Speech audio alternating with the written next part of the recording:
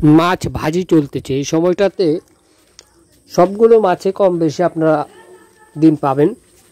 আমি খাচ্ছি আর এখানে ভাজি চলতেছে। এই যে এক একটা মাছে ভরপুর ডিম।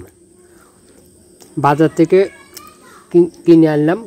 এখন কিন্তু মাছ এই ছোটো সাইজের মাছ যেগুলো এগুলো মোটামুটি সস্তা। আর ঘটনা হলো ডিমওয়ালা মাছ বাজারে বিক্রির জন্য আনলে আসলে এটা দ্রুত সময় পৌঁছে যায়, ঠিক আছে?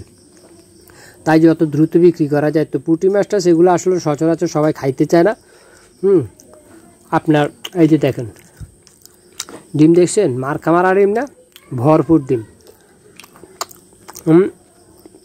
নতুন করে বৃষ্টি টিষ্টি হচ্ছে প্রচুর পরিমাণে। এই যে পুঁটি মাছ বলেন, ট্যাংরা মাছ বলেন, হ্যাঁ কাসকি মাছ বলেন, আবার জিয়ান মাছের মধ্যে এরকম পাবেন। আমাদের দেশে এখন ইদানিং, বেশি না আগে এটা দেখতাম না সচরাচর বলতে দেখাই যাইতো না, তবে ইদানিং এই 2-3 বছরে যায়, লাস্ট এই 2-3 বছরে একটা খৈশা মাছ, আমরা খইয়া মাছ বলি, সেটা হলো রানী খইয়া, ঠিক আছে?